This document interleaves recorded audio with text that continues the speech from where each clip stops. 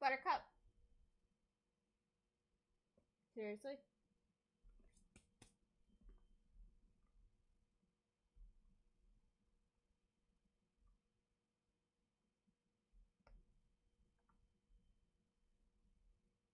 One second. Buttercup.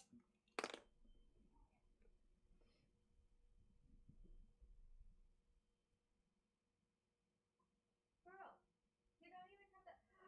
You spilled the whole thing.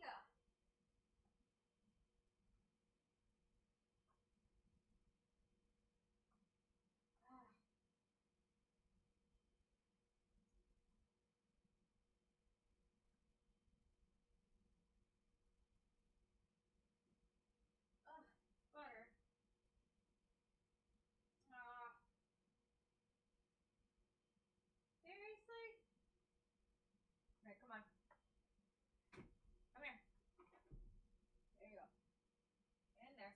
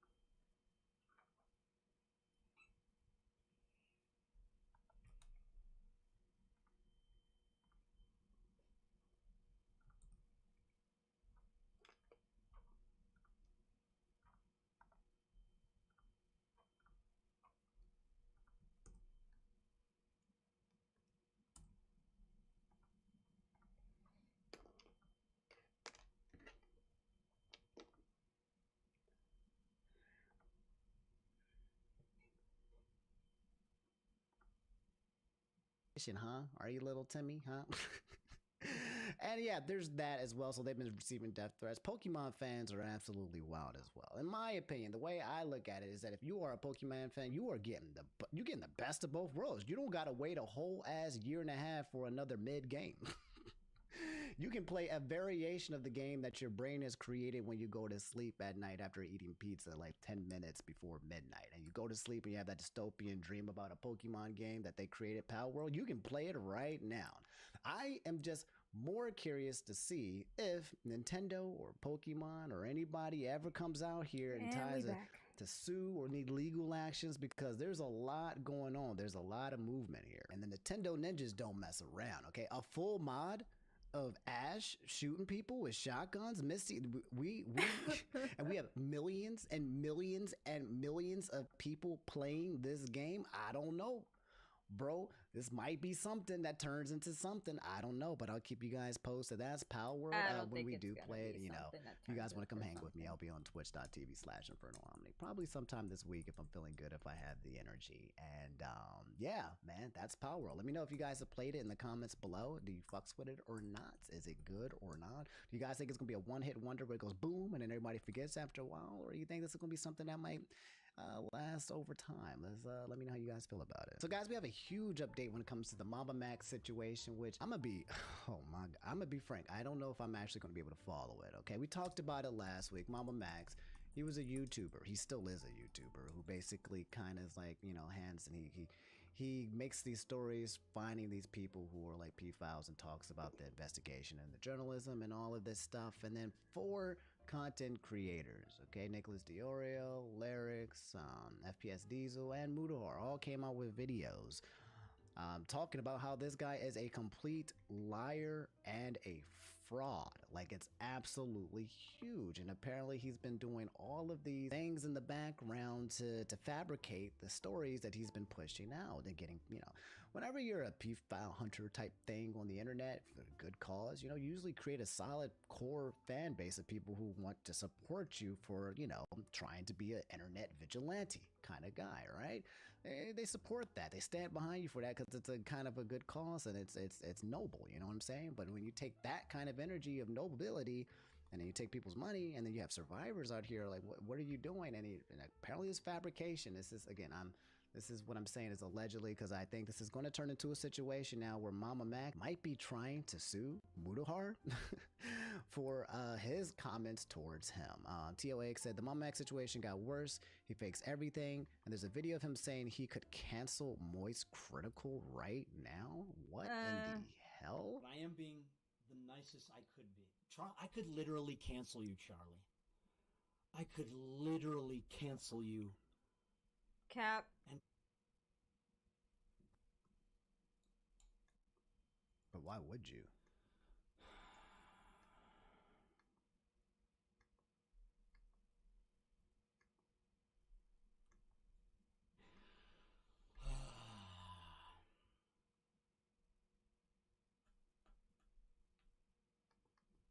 You know, I'm pausing it. I don't know if what was in his thought process. Was it one, I know things and I could take you down? Or I don't know if it was two, if you look over here to Charlie with his hair wet and looking at the screen and realizing like what you're saying right now is those are some fighting words. And you might have to ask yourself, is Moist Critical the guy that you want to go to war with, right? a lot of other men have tried to, you know, come at Charlie and take him down a peg and failed very, very unsuccessfully. I don't know if in his head he was like, is this the smoke that I really want to be creating here? I don't know what was going through his brain process, but at the end of the day, again, this is one of the more of the stories that I try to tell you guys is protect your energy. There are just some people out in the world who just have that kind of thinking where it's like, it's pretty aggressive. It's pretty invasive. People really want to fuck up your life and your world, right? Excuse my French, but like this is people out here that just really, really, really want to destroy you, homie. I know you don't want to feel like you live in a world where someone is looking at you or thinking about you with that kind of energy, but it's out there, man. Be aware, right? Don't be afraid. Just be ahead of it. Makes me sad doing this.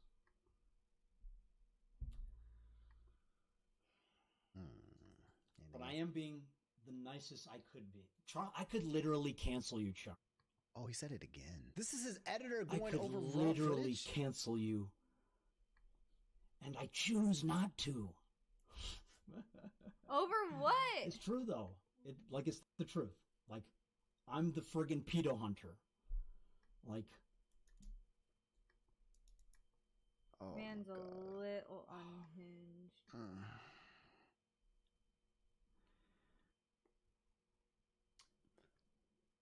Fame. Have to do. I feel like you guys know what I'm about to say, right? But I also started thinking about that intro. I think it's One Piece, Fame, Fortune, whatever. I don't know, but like, it's tale as old as time, man. I think people get a big head and they start becoming successful on the internet, man, and then they think too highly of themselves, homie. Like, look, guys, I am but a humble servant.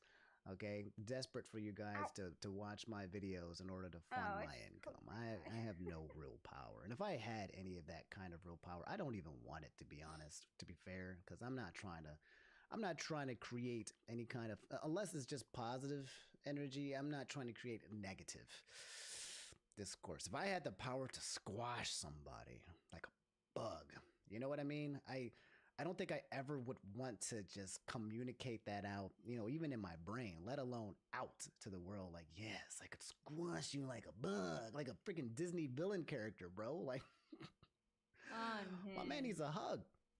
My man needs some friends.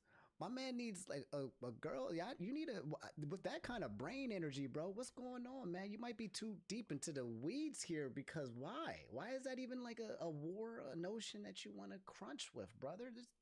Life is way too sweet to be feeling this sour. Anyway, this brings us to the second time that someone has threatened Mudahar with legal action within the past few months. First one being the completionist Gerard, which I think one of you guys told me there was another video that dropped by Carl where some lawyer tried to clear his name or something. I don't know. I'm hoping that doesn't continue to reignite itself. But Mudahar is getting potentially sued again. He said was sent what appears to be a leaked message from Max to his private evidence server, so can't claim if this is valid. Insane effing behavior to start wasting resources on an international lawsuit. Get help. Reminding him and people that Mudahar is from Canada. All right. So if you live in the United States or wherever you are, okay, and you want to come at this man, he got that Canadian border protection on top of his already probably strong legal team and assets and money. Like, it's kind of hard to come at Muda unless you're another probable fellow Canadian. And even then, I'd imagine it's still a bit of an impenetrable force type situation. The comment here saying, at everyone, Spencer and I are considering a class action lawsuit against Mudahar for breaching our non-disclosure agreement, inciting harassment on live streams, defamation, and causing emotional distress. He's extremely rich, so the lawsuit seeks $1 million in damages to be distributed between all of you. All you would have to do is testify against him, particularly regarding his actions, not speaking to any of you about the evidence and the impact his behavior has had on you. Spencer has agreed to be the lead plaintiff. Now I'll do all of the hard work. Please let us know if you're interested. This could have a huge impact on the case against Camden. In which somebody's saying, dude, no, can this stop? Question mark. Brother in Christ, we are losing the plot here. My God, I thought the whole idea was to help people, right?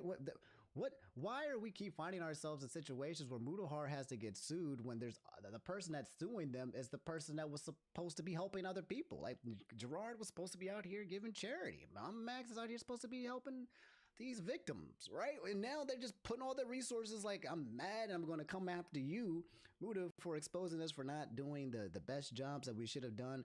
Or in fact, from what Muda has been saying is absolutely freaking lying. Like, which I still don't know the full details about yet. Muda's saying, despite this, I'll still do what I can to help any potential victims privately. I don't believe this is the thinking of any parties who are seeking justice. I think this is AI dribblings of a man-child.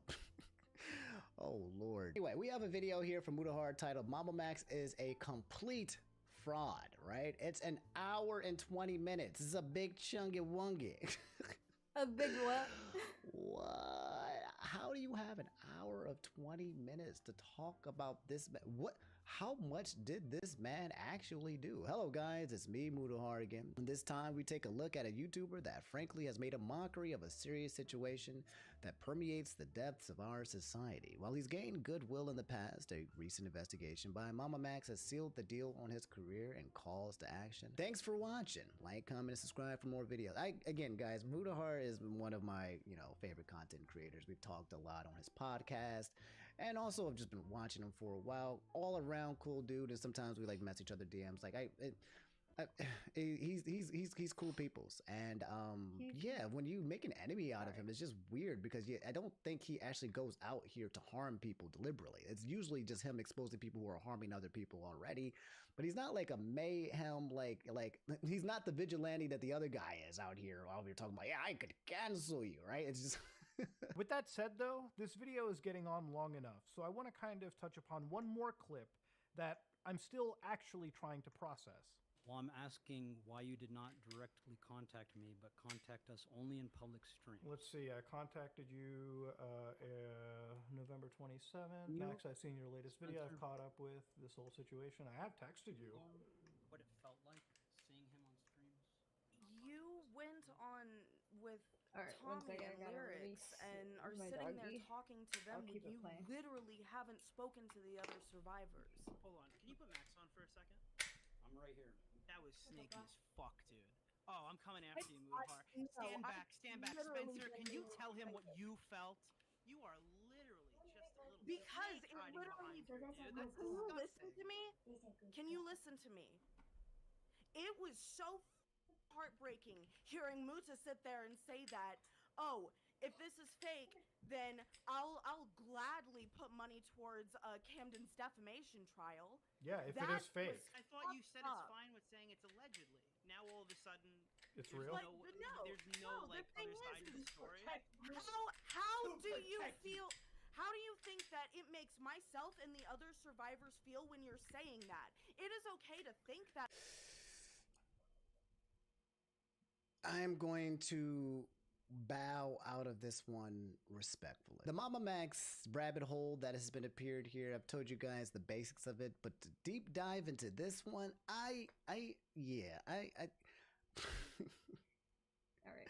I don't think I'm And built for this one. So as I said from last week, if you guys want to know more about Mama Max and all the things that are happening between him right now and these 4 content creators, Mudahar, FPS Diesel, Nicholas Diorio, and also Lyric, the content is out there. Literally just typing in Mama Max on YouTube will give you those deep dives. If you want to fall into those rabbit holes, I'm staying the hell out because I'm still feeling not too good mentally because I'm a little tired and sick, but also I just I feel like it would drain the absolute hell out of me trying to actually wrap my head around what went down, the sins that occurred, the lies, the fabrications, the back and forth, and the energy and the people involved. And it also involves victims, actual like people who have been like hurt in the past. And it's not something that I kind of want to tiptoe around, or it's not something I think I want to dive in. I'm gonna let these guys, the people who are very familiar and knowledgeable in the history of this, to kind of tell the stories about what's happening here. To those 4 people I mentioned, I'll let them take the reins, and those are the guys that you want to go to if you want to find more information. And if anything general or broad happens, I'll let you guys know the top level approach, and then you guys can do that deep dive because I'm staying out of it. Speaking of people pointing at you on the screen, I love doing this, by the way. I don't know when I started pointing at you guys while we were making videos, but I like it. It's my thing, okay? Don't look at Jadeon. But apparently he's coming back to YouTube in a big, yeah, I knew that was going to happen. Krishna Diet said, while most people are leaving YouTube, Jadeon decided to come back. Kind of saw this coming, not going to lie. If you guys don't know who this guy is, this is Jadeon. He's a YouTuber, and he's a prankster, one of the biggest ones that used to do it back in the day. He was kind of most infamously known for 2 events, one being where he raided Pokey and then he got banned off Twitch for bullying her. And another thing that he got pretty popular off was when he was trying to do the sting operation on EDP 445. Trying to, catch him in the midst of doing, terrible things all over again. He's done other things as well, like went to the states that were really racist and talked with racist people as a black person. He goes to NBA games, falls asleep. He's just a prankster.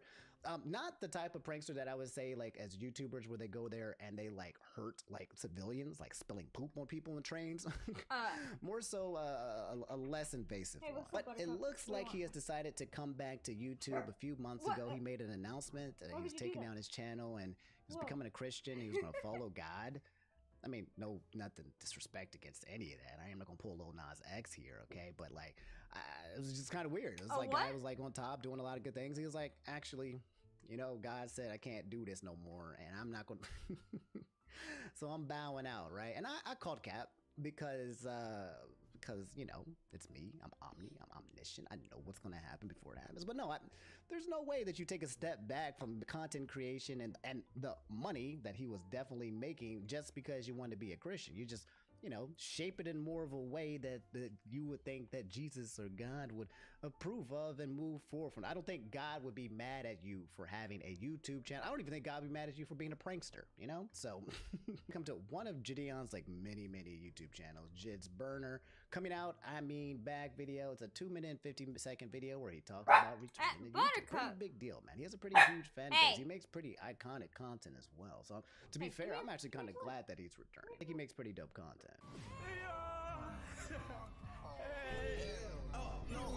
I'm sorry. What's good with y'all, ladies and gentle hands? It's been a minute, It's been a minute. There's no reason to talk about why I've been gone. You guys all know and stuff. But I know the real question is, why are you back, Jid, after all this time? I'm not gonna lie, Uncle Sam came around and... Is that what it was, bro? You was running out of money? There ain't no way.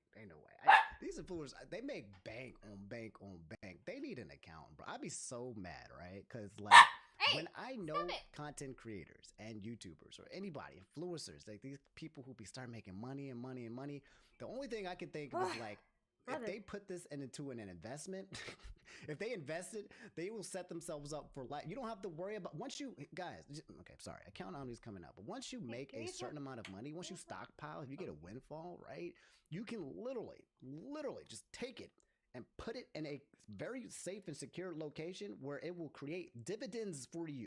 You will have money paying you money. Imagine you put a dollar bill into the freaking ground, right? And then it grows and makes more dollars.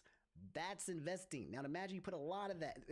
I'd be so mad when I be seeing all these people just mishandling their funds because it's so easy to just set yourself for life with a very small amount of money. So when I hear about these YouTubers and these people who are broke or losing money, I'd be like, man, what have you done?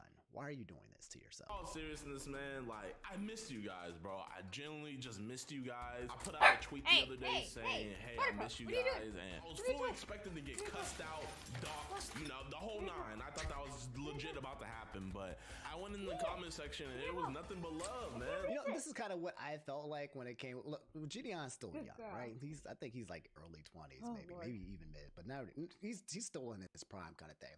But I was thinking about a lot of content creators who have been leaving, right? And when you leave as a freaking YouTuber and your audience is still there, you start feeling like, hey man, like I like if I left, or when I do leave, or when I don't make content, and I miss you guys, right? I'd be like, damn. I want to make content, but I also missing content with you guys, having conversations about this goofy stuff with you guys. Like it starts to that whole, I'm like, and I'd have to come back. If I ever made a goodbye video, I would be back in less than a week because I'd be like, I cannot stay away. But Facts. so yeah, it seems like he Feel kind of that. has that same energy. I don't think it's necessary for us to watch this entire video. All you need to know is that if you are a fan of Gideon, he is back. And Gang Gang will come back to make good content. I do believe he will be curbing it, though. Okay, so he's still a man of Christ. So I think he's going to be taking it down a notch, not going so extreme or ham as he used to. But even then, I could see him going all the way back past that as well. This guy is just he's in love with the game, and he's in love with the creation, and he's in love with his community. So he's just going to do whatever the hell he wants. He's going to have a good time. But all right, guys, that's all I have for today's video. Okay, I'm gonna get out of your hair so I can edit this video, and then I need to clean. I need to unpack. I want to play Power World. I need to work on some sponsors and integrations for you guys Man, that's coming. I I wanna got a play lot of work to do, and I Power don't feel like doing it. Oh my God, I'm so tired. I have lack of energy. Again, sorry for the low energy or the voice, or maybe you're welcome kind of thing, because I've just been kind of exhausted. But thanks for hanging out with me, guys, and I'll see you guys on the next episode. Buttercup, Most can you give me likely, a toy? probably on Wednesday, and then again, I'll Can you give me a obviously be toy? streaming on twitch.tv/InfernoOmni. I love you guys. It feels good to be back, even though I enjoy going out to MagFest and meeting some of you guys in person, which is also absolutely amazing. But I still hate it when I'm not at home creating content. I can't be gone for too long because when I'm gone, everything bad happens. So last but not least, if you're still listening to me, like you haven't clicked off, right? And you're just listening to me ramble at the end of this video, because I don't know if I'm just in the background of your video or not, or you generally just want to hear me talking to the very last word of the statement, do me a quick favor, drop a like on the video. That would mean the world to me. And if you also haven't already, if you would subscribe, that would mean the world to me as well. And because I did would like to subscribe. reach 1 million subscribers, just so I can have the plaque. That's it. Okay, I just want the plaque. I want to be able to say like we got it. I want that accomplishment. Cool. All right, I'll catch you guys later. You stay safe out in the streets. And don't get sick. I heard that is the pandemic, not the pandemic, but I heard like COVID is spreading out. It's getting crazy again. So be careful out there. Right? Wear a mask. And yeah, I love you guys. Y'all take it easy. Peace. All right. Let's see.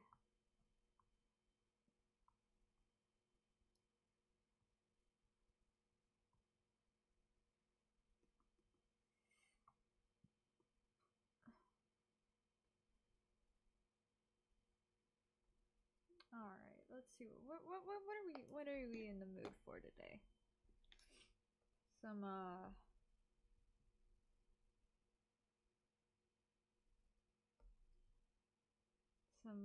subreddit readings,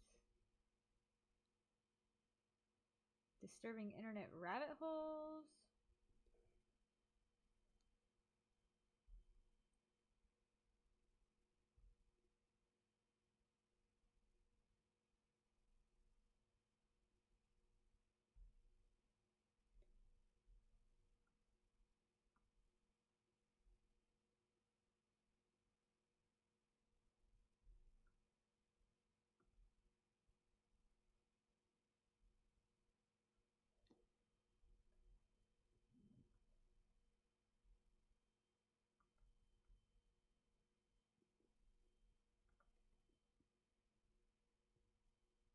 What's up, Buttercup? She's so silly.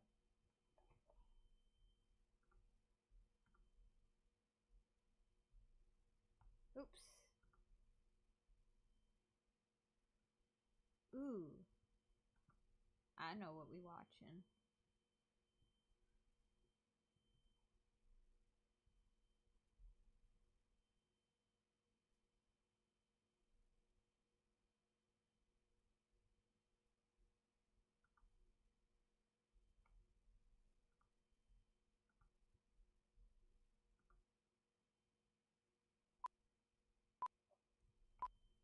Movies can have a profound effect on people and even society as a whole. They can have an emotional impact like Titanic, or highlight a social problem like Parasite.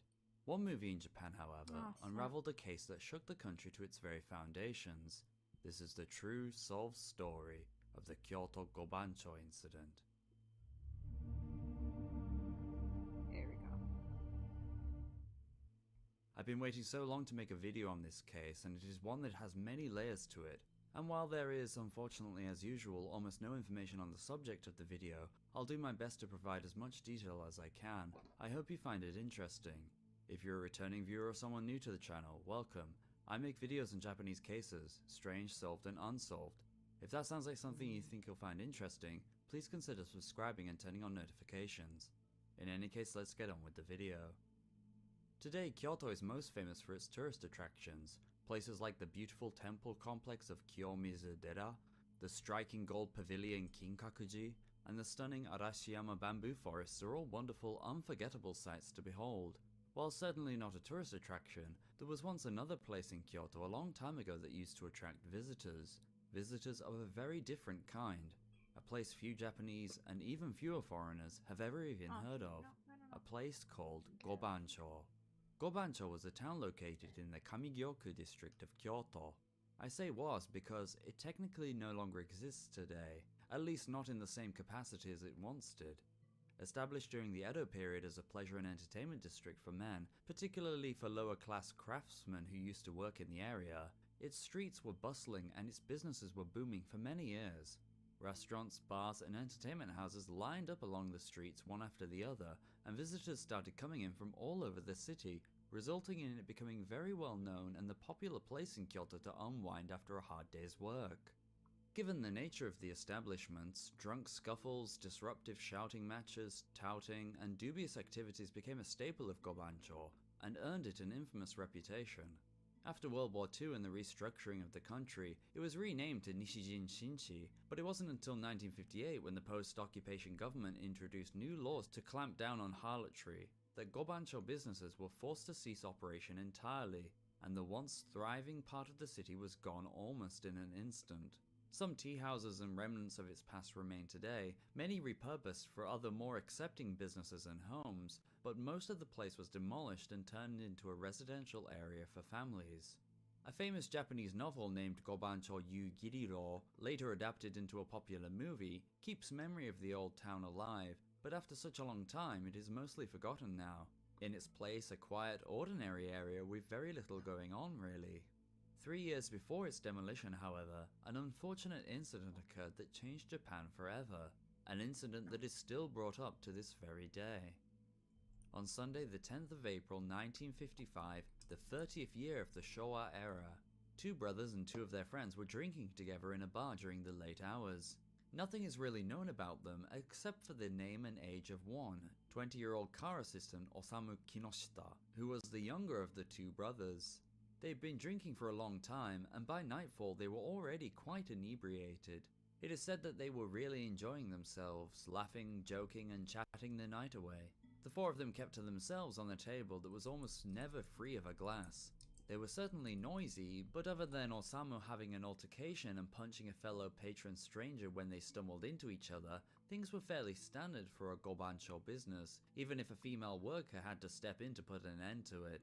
Eventually the four men staggered out of the bar to go and drink at another establishment.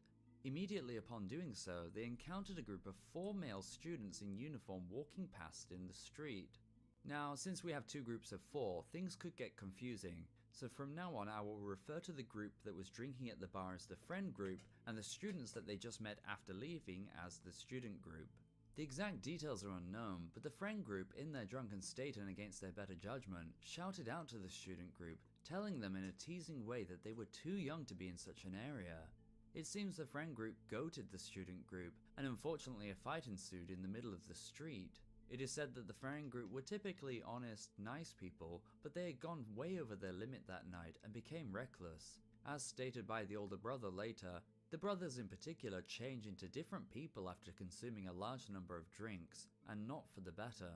The friend group were no match for the student group in their state, and quickly began to lose. Sensing the danger and understanding what a terrible mistake they had made, the friends started to flee. As the students ran after the friends from in front of the bar, some shouted things like, "Get them," or "You're done for," which were heard by a woman observing the altercation from in front of the establishment the friends had just left. The friend group split into two, and the two brothers frantically ran through the dark streets and alleys as fast as their drunk legs could carry them, but the students pursued them relentlessly. They were not happy. The older brother led while the younger brother Osamu followed behind. Osamu was not as fast, stumbled around, and slowly the gap between them grew. Seeing him as the easier target, the student group focused their pursuit on Osamu. Eventually Osamu bumped into a stranger in the darkness of the street and, after some shouting that was heard by the student group, fell to the floor just before the students caught up with him. Osamu would have difficulty against just one of the students, but he was certainly no match for four. Annoyed with the friend group, especially Osamu who had been the one who stirred the confrontation up the most, the students let him have it immediately. Once they became tired and felt like they got their own back, they walked away and left Osamu on the ground, groaning. The older brother, who had been running for so long, stopped and looked behind him down the dark street. It was here when he realized that his younger brother was nowhere to be seen. He looked around but couldn't locate him, and never would. Little did he know that this fateful night would be the last time he ever spoke to Osamu. At around 11 PM that same night, the Nishiji police received a terrible report. Somebody has collapsed after being stabbed in Gobancho. Officers went down to the scene, but the person had by this point already been taken to the Niseki Hospital or Red Cross Hospital, so they went there 30 minutes later at 11:30. There was Osamu. Sadly, his situation was dire. His brother was also there and was interviewed by authorities to find out what happened to cause this terrible thing. He relayed what had occurred with the student group, and officers went to Gobancho to interview witnesses to better understand the situation. After speaking to the woman who overheard the student group shouting threatening things at the friend group before giving chase, the authorities were surprisingly able to quickly track down the four students and bring them in for questioning early the next morning on the 11th of April. All four students soon confessed to that night's events under individual questioning, and their stories corroborated with those of the older brother and the witnesses. The students said that once they caught up with Osamu, they used their fists and feet to enact their revenge. But there was one particular thing, perhaps the most important thing that they all denied. They all completely rejected stabbing Osamu. They utterly refuted any indication that they had been involved in that action, and none of them implicated anyone else either. In fact, they seemed surprised that such a thing had happened, as if they were completely unaware that it had even occurred at all.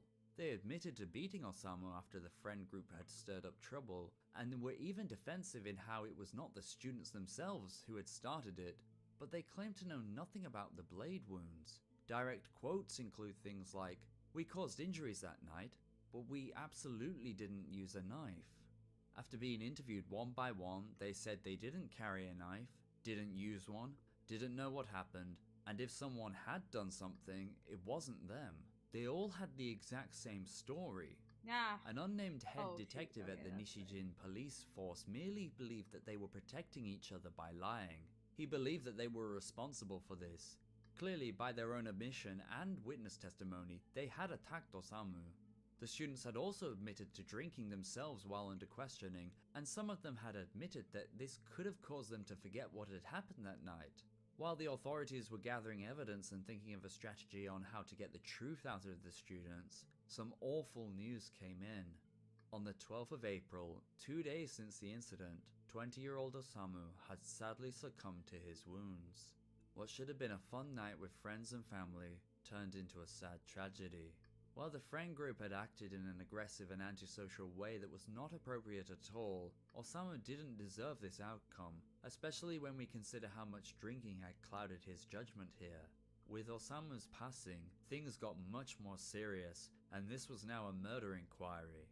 The investigation would also have to change hands, meaning that the Kyoto Prefectural Police Force would take charge, and instead the local Nishijin police would be forced to follow orders and provide support. Nishijin police were not authorized to handle serious cases like this after all, so it had to be transferred to the main force in the prefecture, as was standard practice at the time. Detectives from the Kyoto Prefectural Headquarters came down to the area to take charge of the investigation, and when they did, they were very secretive, keeping information away from the Nishijin police and not sharing details on the progress of the investigation, despite the obvious benefits of cooperating together and operating in an area where the Nishijin police had lots of knowledge and experience. After 9 long days of interrogation by the authorities, one of the students finally talked. He confessed to having committed the crime and that the knife had been thrown into the sewer system via a manhole near the scene of the incident, so detectives raced down to the spot at once. Nishijin officers were tasked by the prefectural detectives with finding it and bringing it in to be used as evidence.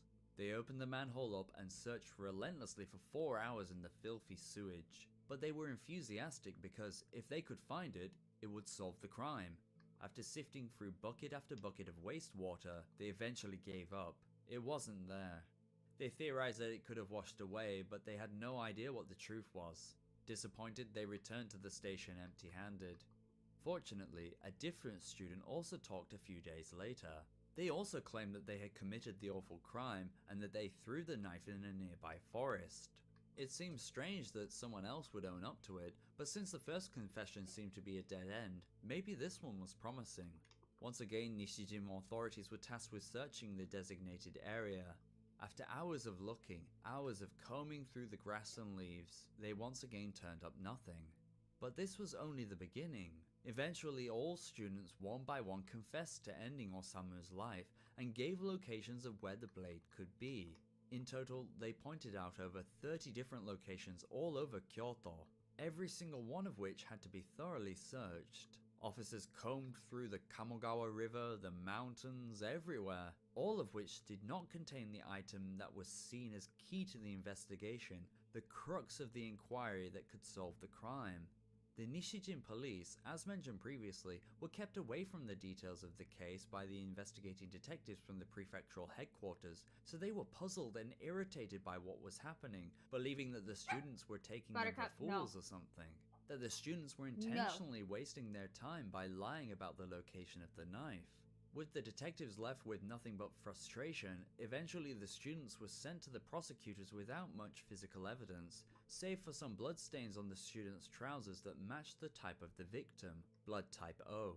And on the 3rd of June 1955, the 4 were indicted at the Kyoto Public Prosecutor's Office for unlawfully inflicting bodily injury resulting in death. It would be a long trial. Despite admitting to the crime during investigations, right from the beginning of the proceedings, all 4 students vehemently denied being involved in Osamu's sad passing. But it was in the trial's final moments in April 1956, a year since the incident, when they all gave passionate speeches on how they had not caused Osamu's death, even though they readily admitted to being involved in the altercation. And there's more. Since the details of the investigation by the prefectural police were not shared among local officers, new information was revealed during the trial.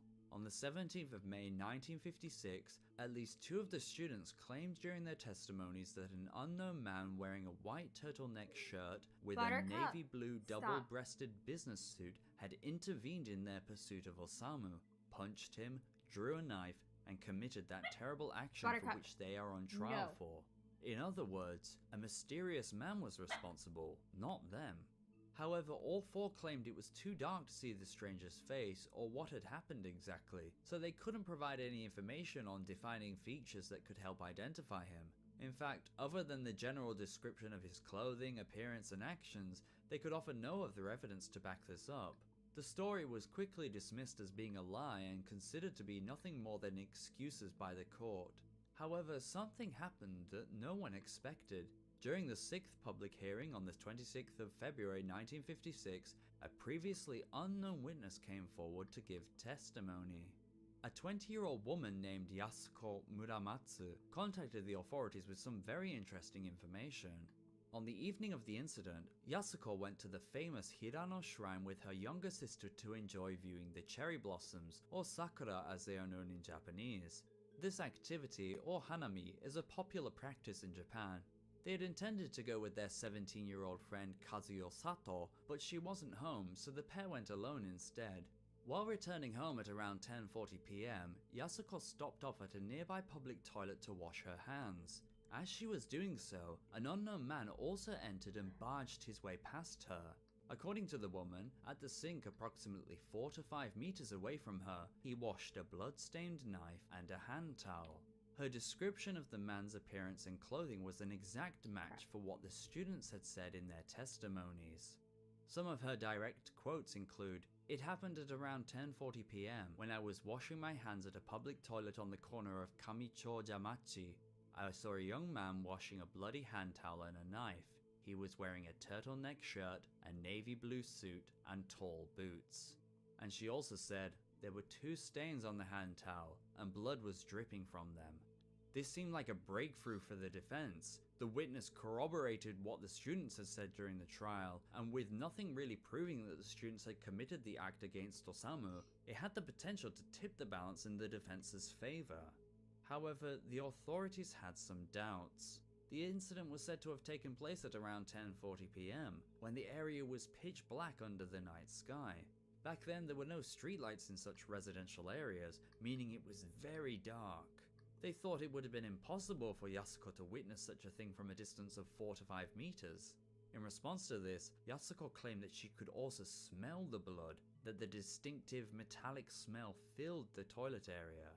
However, authorities considered this unlikely, and became suspicious that the story seemed to change from seeing blood to smelling it when doubt was cast upon her testimony. But there was more. Right after encountering the man, Yasuko and her sister came across their friend Kazuyo in the street in front of a bookstore.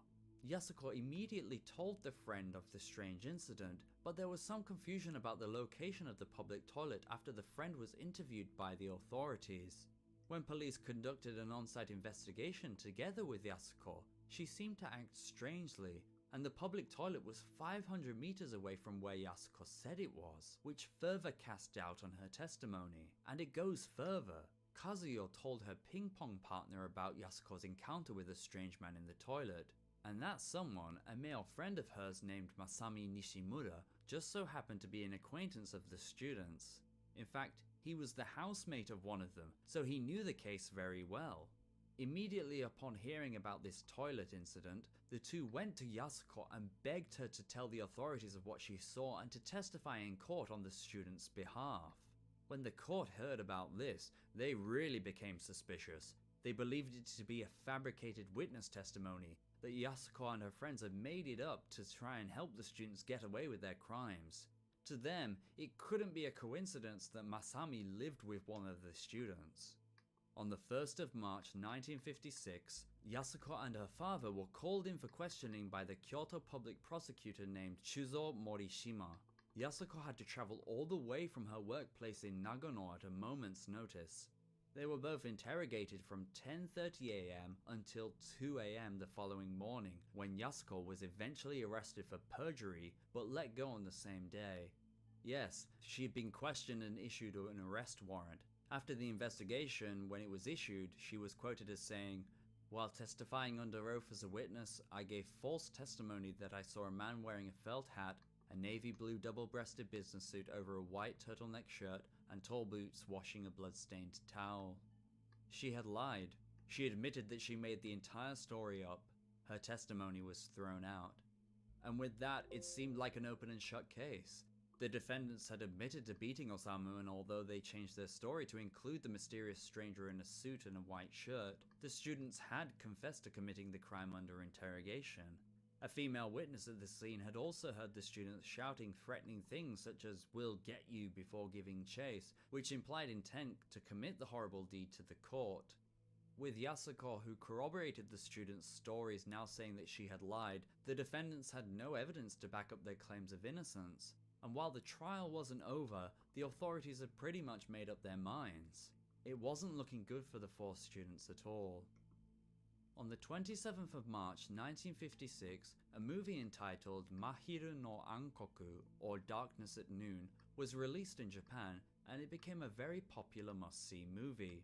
Directed by Tadashi Imai, it is a non-fiction film based on a best-selling book written by lawyer Hiroshi Masaki about the Yakai incident. It's a case I definitely want to do a detailed video on in the future, but in short, the Yakai incident concerns the murder of two elderly people in Yamaguchi Prefecture in 1951. Fingerprints on a bottle left at the scene led investigators to the culprit, who quickly confessed to the crime. However, the police were convinced that multiple people were involved, so forced the culprit to name other people while under interrogation. Even though he did it completely alone and admitted as much, he was coerced by police and tempted by the prospect of a lighter sentence into naming 4 others, 4 of his close friends. Police arrested the innocent 4 men and relentlessly interrogated and tortured them into confessing to being involved, even though many officers knew they were not responsible. Long story short, they were imprisoned for nearly a decade before finally being released without charge, and it was thanks to the aforementioned lawyer's book that they were eventually freed. The lawyer wrote about all the inconsistencies, the biased actions, the lack of evidence, which exposed the police's terrible deeds and proved the men's innocence. It's a sad true story that is still discussed today. People flocked to the cinemas to see this movie. It predominantly followed the story of one of the innocent men who was desperately trying to fight for his freedom, to fight so that he would not be punished for a crime he did not commit. As an audience member, you sympathize and root for the person, especially when you see the horrible things he has to go through. It is a movie that really tugs at the heartstrings. In its closing scene, after the innocent protagonist is found guilty and given the death sentence, his disappointed mother leaves after visiting him in prison. In a heartbreaking display of emotion, he screams at her, "Mother, we still have the Supreme Court. We still have the Supreme Court," before the end card appears. It is said that when the movie closed, the sounds of sobbing could be heard in the cinemas.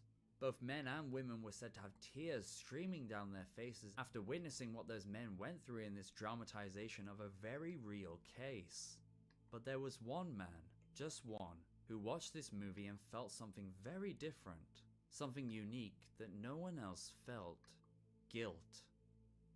On the 4th of April 1956, a young man suddenly showed up at the Kyoto Public Prosecutor's office with a lawyer named Yoshihiro Taniguchi. He introduced himself as Hisao Sato, and the 20-year-old asked to meet with the detective in charge of the Gobancho incident at once. Right from the beginning of the meeting, the detective showed Hisao the newspapers with articles about the case. He showed the writings about the student's story of a mysterious stranger in a turtleneck shirt and suit, or the fifth person, and showed the story of the female witness who had lied to the authorities. It seemed that the detective thought that something similar was going to happen with Hisao, that he was part of a plan by the students to tell a false story to get them off the hook, to allow the guilty students to walk free. Why else would he be there after all? Hisao had seen these newspapers before. He knew them well, but not in a way the detective would expect. He became somber and began to explain how he had recently seen the movie Mahiru no Ankoku. He told the detective how moving it was, how upsetting the final scene was, how it affected him personally. The detective was confused, but then Hisao did something very surprising, something that may well have changed Japanese society as a whole. Out of his bag, he pulled out a knife, a white turtleneck shirt, and a bloody hand towel. It was the murder weapon, the towel used to wipe away the stains, and the shirt he was wearing on the day. Hisao Sato then confessed. He was the culprit. He was the one who did it. He was the one who killed Osamu Kinoshita. And with the evidence before the detective, it was hard to deny. It is said that the detective was utterly stunned in shock. Hisao was arrested, and the real story behind the case had finally come out. Hisao explained that the aforementioned film moved him so much, filled him with so much guilt and sadness at the thought of sending innocent people to jail, that he couldn't live with the shame and had to confess. In other words, the movie had revealed the truth. But you see, this is not the end of the story. Now we have a problem. the students.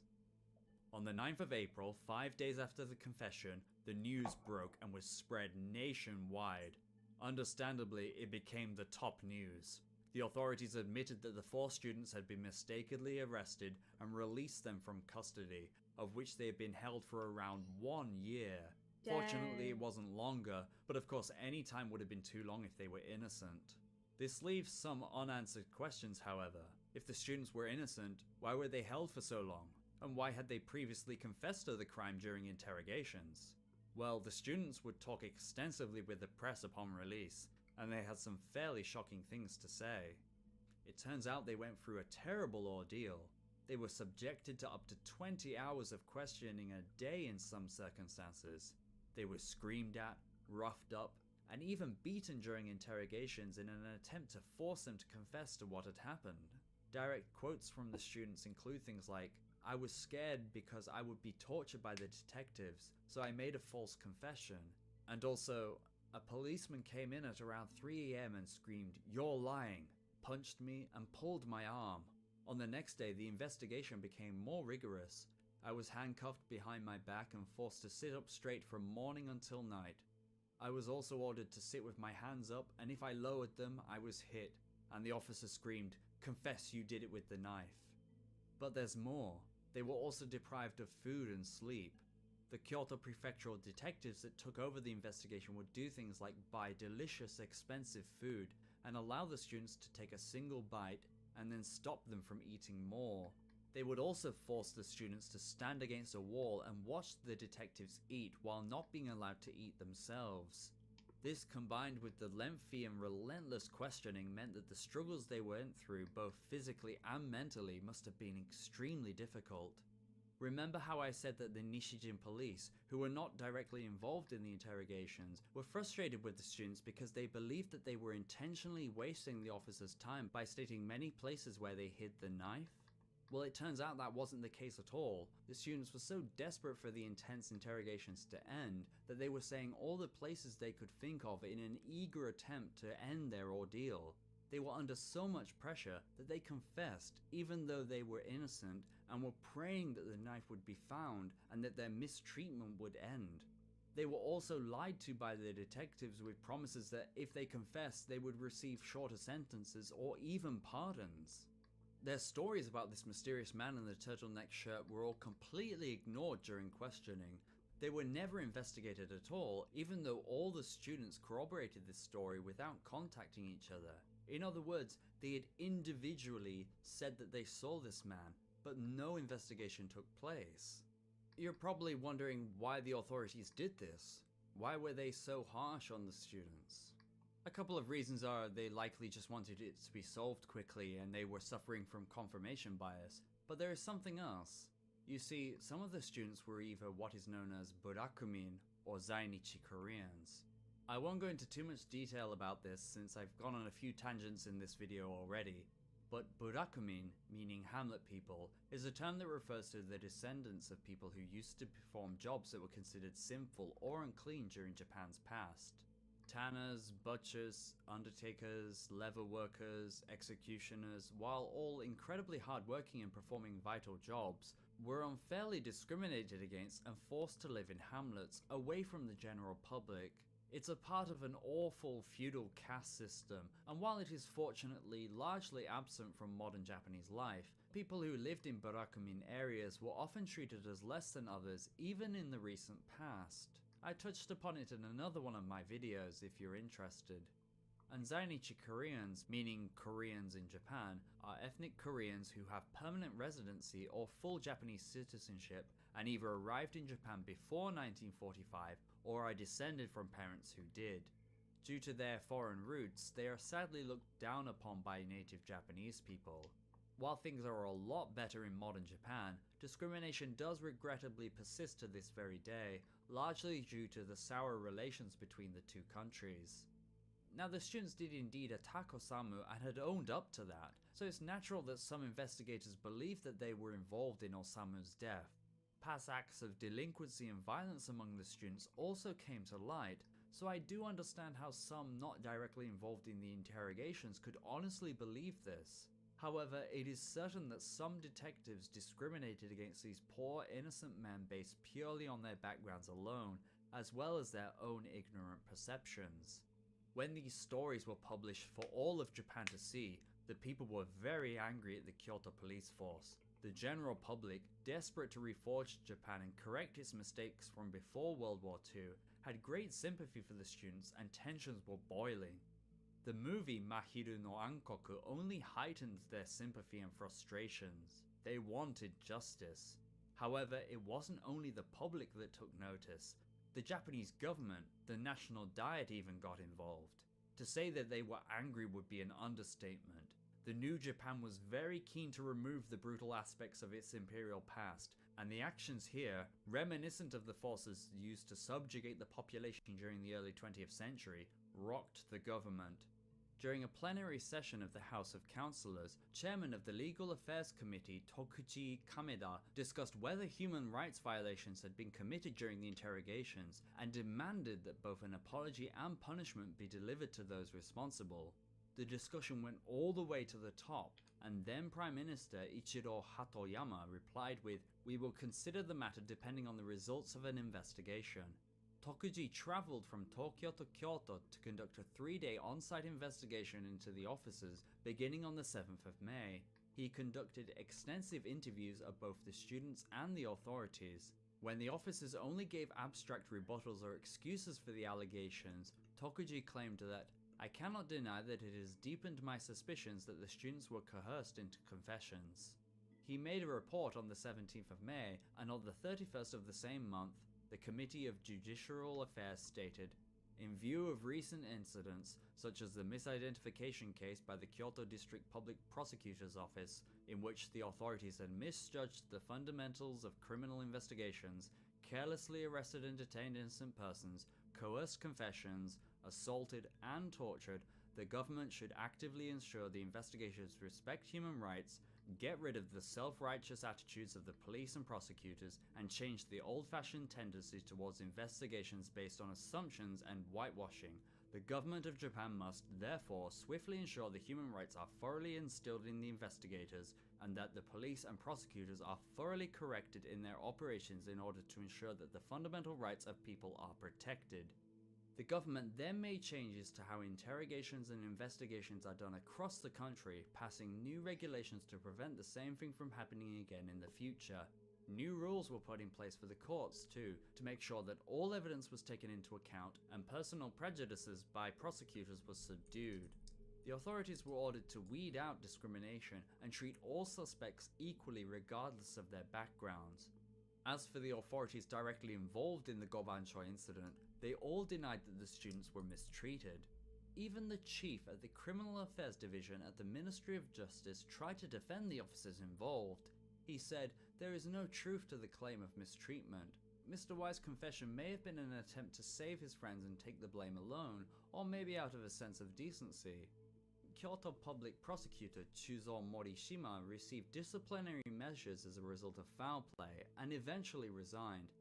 The head detective of the Nishijin police force also received disciplinary measures and resigned, and others were punished too. The government didn't just try to sweep it under the rug, but actively used it to try to reform the way things were done. So I guess you could say that some good came from this. But still, this isn't the end of the story. Since the reveal, you've probably been wondering why. Why did Hisao Sato do this? Well, to understand this, we have to go all the way back to the beginning, when a chance encounter sealed Osamu's fate that night. Let's go back to the bar. As we know, Osamu, his brother, and their 2 friends were very drunk, and during that fun night, Osamu bumped into someone before punching them in an inebriated standoff. That person was Hisao, the culprit of the crime. As mentioned before, the fight was broken up by a female employee.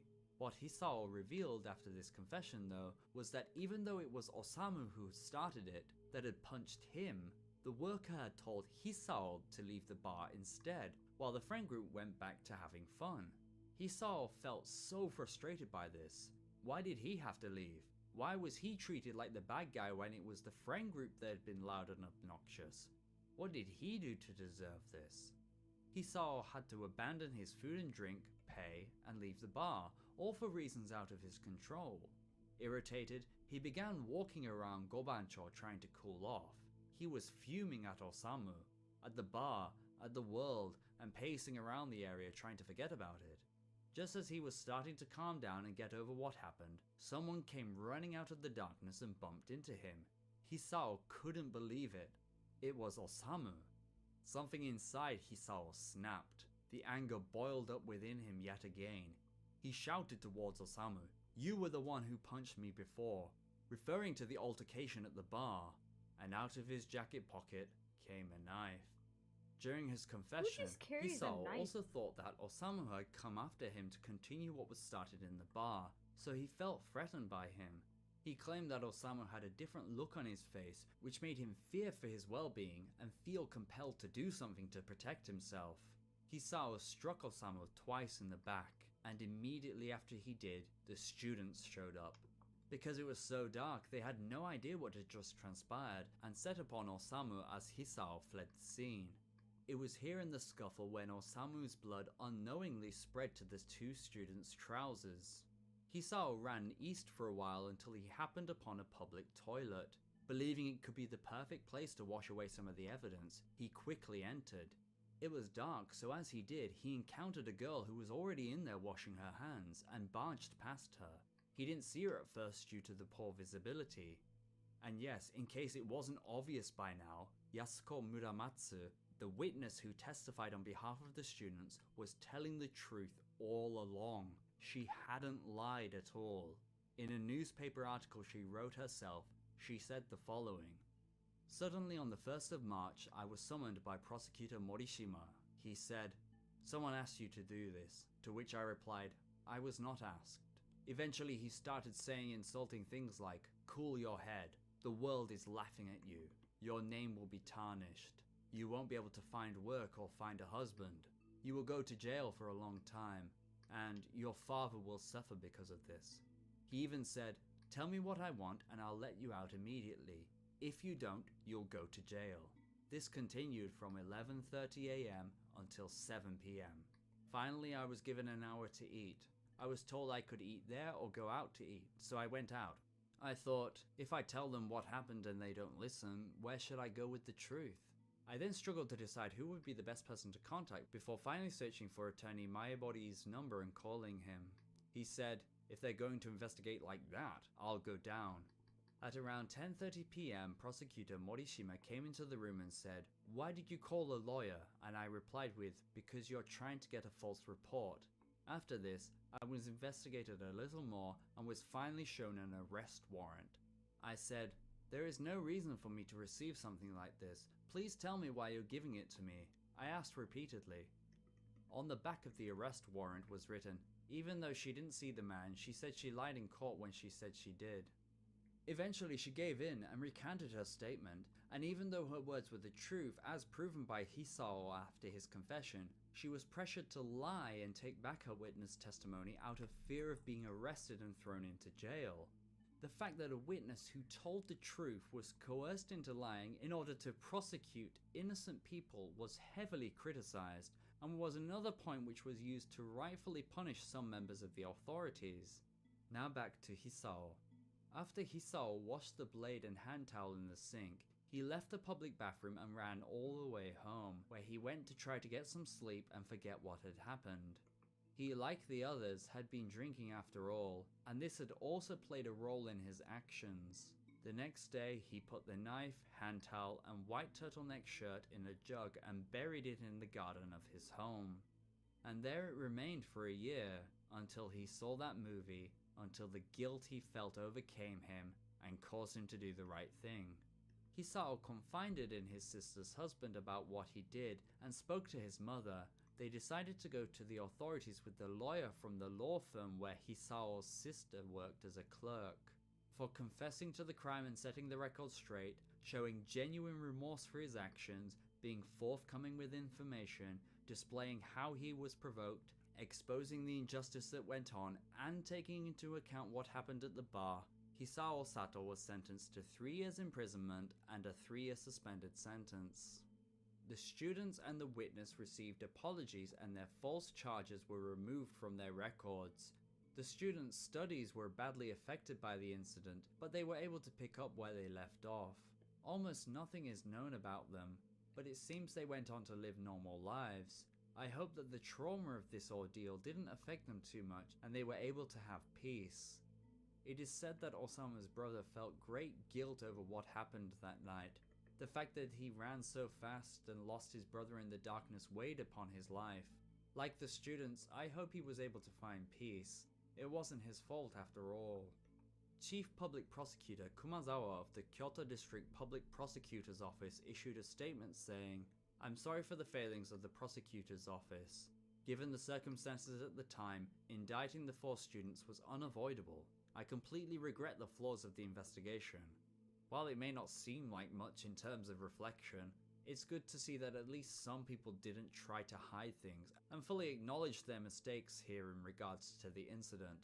Upon Prosecutor Morishima's resignation for his misdeeds, Yasuko said, "At first, I really resented Prosecutor Morishima. I thought I would hate him for the rest of my life, but after learning that he had submitted his letter of resignation, I felt pity rather than sympathy."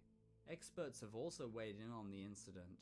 In regards to officers denying that any mistreatment took place, Kazuo Hirotsu said, "How is it possible that 4 students falsely confessed if they were not coerced? Why did they need to make such false statements? I do believe they were mistreated." Hiroshi Masaki, the writer of the book that the movie that solved this crime, Mahiro no Ankoku, is based on, said, "Preservation of not only oneself, but of one's position and career advancement are at the forefront of the officials." In other words, he said the authorities were not so forthcoming about admitting to their crimes because they wanted to protect themselves and their jobs. Expert Taiko Hirabashi said, "Officials are reluctant to use new scientific methods in their investigations and continue to use outdated ones from the previous era. This is a very important point because it shows how officers still adopt their harsh tactics and don't want to change, and don't want to use the more scientific, fair practices of the post-war period." And that's the case in a nutshell pretty much. While lessons were learned, Japan continues to have problems with false confessions even to this day. Things have improved drastically since the early 20th century and since this case, but it still has a long way to go. I'm just glad that the innocent were eventually let go, and that Osamu's family could get some kind of closure for what had happened. Thank you for watching my 40-second YouTube video. If you liked it, feel free to give it a thumbs up, and subscribe if you wish to see more videos like this about Japan. It's stories like this that show how much darkness can have an impact on something. It was dark so Osamu and his brother got separated. It was dark so the students didn't see what happened. It was dark so the witness's testimony was put into question. It was dark so Osamu bumped into Hisao. I wonder if anything different would have happened if it took place during the day. I think Hisao can be commended for turning himself in. He could have kept quiet and gotten away with it easily, but his guilty conscience and genuine regret for his actions allowed him to do the right thing in the end. He certainly did something terrible, and I'm not trying to excuse that at all, but I think most would not have done what he did. Someone with fewer morals would have not been so forthcoming. But on the other hand, I do wonder what would have happened if Hisao didn't watch that movie. Would his actions have been any different? Would he have confessed? Some doubt so. Japan has a terrible but deserved reputation for forced confessions, and this is one of the more famous cases. As mentioned, things have improved, but the country still needs to do more to protect innocent people from being convicted for things that they didn't do. They need to look back at this case, one of many, to see what is wrong with their systems and do better. Anyway, I think I've rambled on long enough, so I'll end things here. Until next time, goodbye.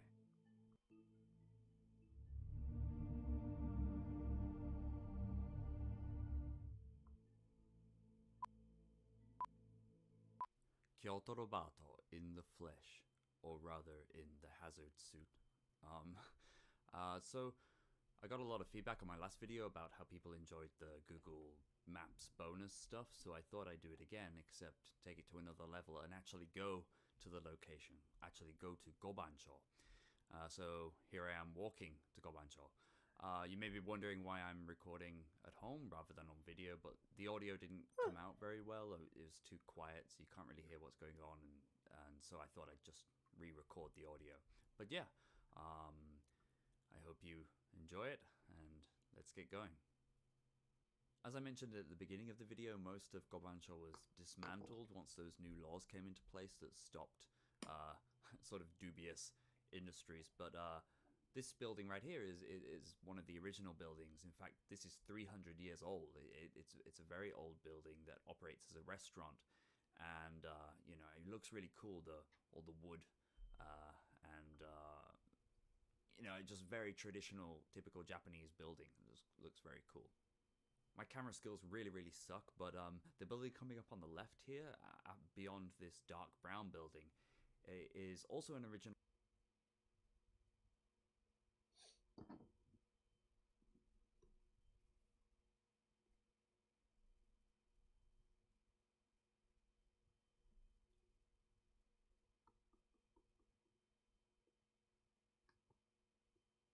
Please help us bring Nancy home. There's a really strange missing persons case happening right now that everybody should be talking about. The mystery in Guatemala after a California woman went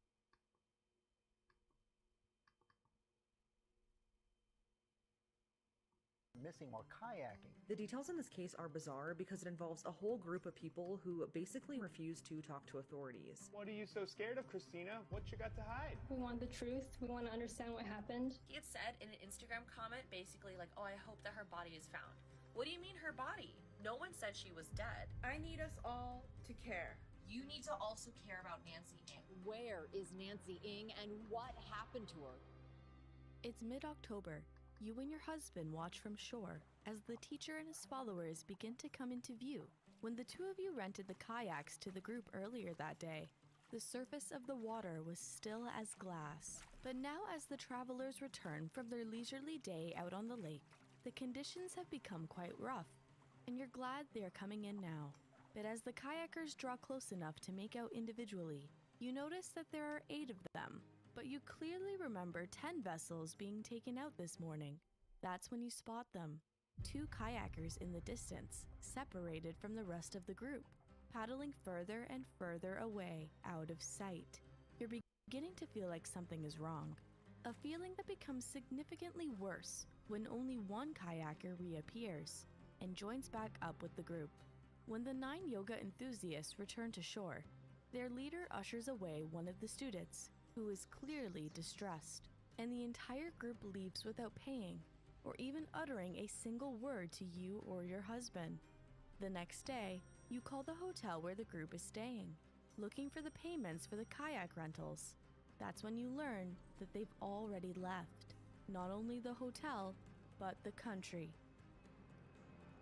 Today, we will be delving into the chilling story of Nancy Ng's mysterious disappearance. A story which has recently captured the attention of the internet's true crime community and the focused efforts of its amateur detectives. However, is this a case of social media sleuths jumping to conclusions? Or are we witnessing a case similar to that of Gabby Petito, where the public came together and used social media as a tool to gather and share evidence that was pivotal to aiding investigators in solving the case?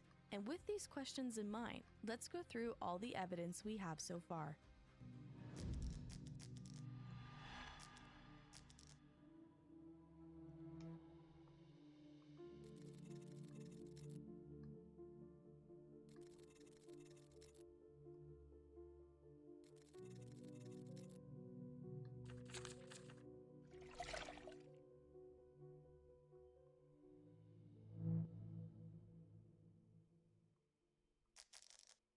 When it came to herding the family together for a photo op, lightening the mood with a long-winded joke, or engaging in a conversation on any subject with anyone, Nancy Ng was always game. Perhaps this seemingly natural ability to take the lead came from Nancy's years studying law at California State University. Perhaps it was a byproduct of her career as a school assistant to students with disabilities in her local district.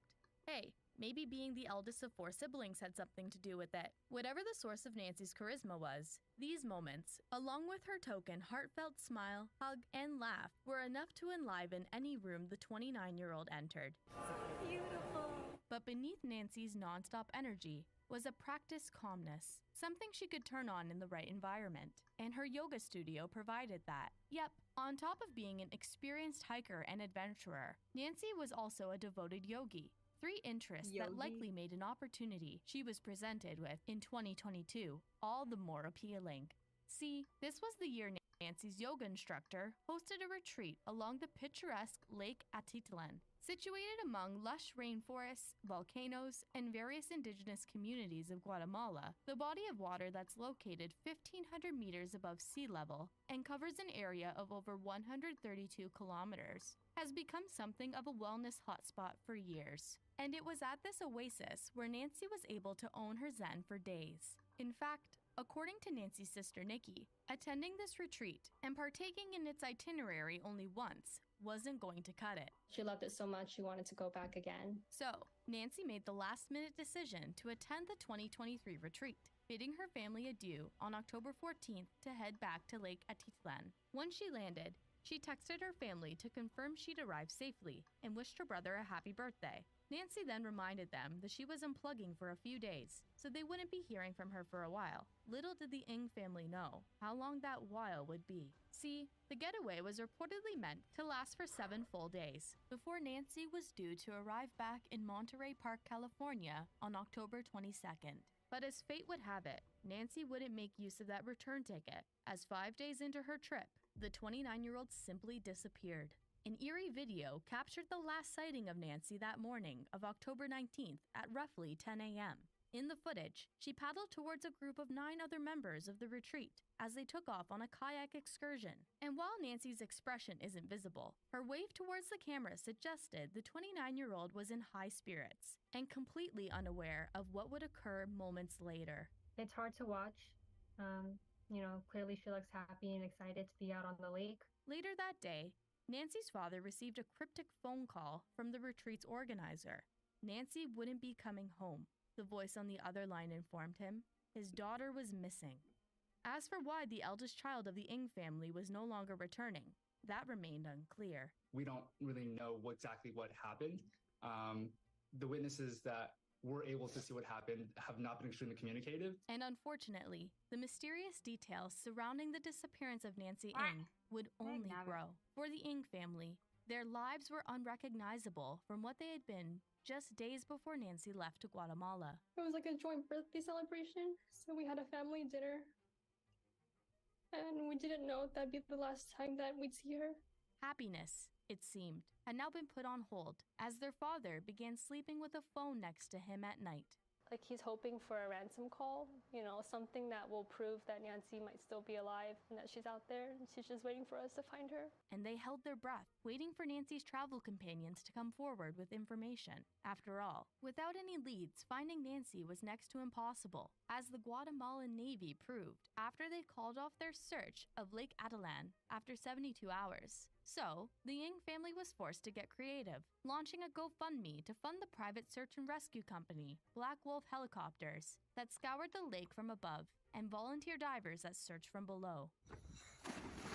However, without a clear timeline of events that could potentially narrow their search of the vast landscape. I can't confirm she ever went in the water. There were witnesses who've now returned to the United States who've not been forthcoming. It didn't take long until the scan of the surface of the body of water was exhausted. We've searched 95% of the lake. And the implications that came with this lack of discovery became hard to ignore. It could potentially be a homicide. We don't know. The Ng family had also begun to question the circumstances of Nancy's disappearance, as various retreaters allegedly ignored the family's attempts to find answers. We just really want to find Nancy and bring her home. We want the truth. We want to understand what happened. Yet, understanding what happened required transparency, something the retreaters, for whatever reason, seemed unwilling to give the Ng family. There are people that witnessed what happened within the group that have not come forward, and we're racking our brains as to why they wouldn't want to come forward and help. if nothing nefarious happened. But then, Nancy's family received word from the prosecutor's office that a witness had come forward with a testimony that was curiously missing from Guatemala's Attorney General's office report. According to the retreat member's statement, she and Nancy were 2 kilometers into the lake when Nancy decided she wanted to go for a swim, a spur-of-the-moment decision that allegedly cost Nancy her life. Yes, according to the witness, Nancy had drowned. Yet, on GoFundMe, the Ng family claimed this statement was difficult to accept for a few reasons. One being that the participants of the retreat they had been able to speak to never mentioned Nancy getting out of her kayak. 2 being that they had specifically reached out to this woman over 3 weeks without receiving any word back. And 3 being that this contradicted the official information they received. What's curious to us is that we don't have that witness report in our police report. On their GoFundMe, the family expressed their frustration, writing, "This woman's silence has not only hindered our search efforts, it's made an unbearable 3 weeks all the more agonizing." And every new piece of information the family received only seemed to stir more questions. For example, why had the group allegedly waited 24 hours to report Nancy missing? Why had Guatemala's Attorney General's office reported that they weren't able to interview the witness or the tour guide because they left the country after Nancy's disappearance? And why were those who attended the retreat remaining so tight-lipped? The family couldn't rationalize this behavior, and neither could former CIA officer and FBI agent Tracy Walder when she sat down for an interview with Crime and Law Network. Is that normal for these people not to be cooperative? In my opinion, no. That would be my first, I guess, red flag. And while Tracy acknowledged it was impossible to predict people's behavior in a moment of crisis, it was the way the retreaters had acted following their trip that struck her as odd. Maybe they're just making poor choices. I don't know. But the fact that they're being subversive and they're not being forthcoming, in my opinion, is disconcerting. But while the retreaters may have taken a vow of silence, there were 2 other people that saw Nancy on the morning of October 19th, and they wanted answers as well. Lee and Elaine Beal own and operate Kayak Guatemala, the rental company that the yoga retreat had hired that fateful day. Together, the pair had watched as the 10-person group headed out on the calm waters of Lake Atalan that soon turned choppy. And as the kayakers began to return, Lee and Elaine noticed the number had gone from 10 to 8. However, in the distance, 2 kayakers remained paddling. One was Nancy, and the other was a woman from the retreat, the same woman that would later allege Nancy had drowned. The owners of the kayak rental company watched as the 2 kayakers paddled out of view, a journey that was followed by the call of a distress signal. After that, only 1 kayaker returned, and Nancy Ng was nowhere in sight. I witnessed the survivor being ushered up the steps with the yoga instructor. She was clearly distressed, and they didn't say a word to us. The owners of the kayak rental company called the hotel the next morning because the group had yet to pay their bill. That's allegedly when they learned the retreaters had left, a detail that still doesn't sit right with Elaine. I just don't understand that part of leaving within 8 hours of, 12 hours of the accident. And the internet was just as dumbfounded. See, when the Ng family sent out their plea for action, "Please help us bring Nancy home," they likely had no clue how seriously TikTok users would take this mission. Yet, from the puzzling detail of the group allegedly cutting their retreat short in the face of a missing member, the whole group of 9 people changed their flights and left a day early within 8 to 12 hours after Nancy's disappearance without giving a single statement or trying to look for her. to their subsequent silence. The details in this case are bizarre because it involves a whole group of people who basically witnessed Nancy go missing, yet most of them refused to talk to authorities. It became social media's mission to draw attention to Nancy Ng's case. If you cared so much about Gabby Petito's case, you need to also care about Nancy Ng.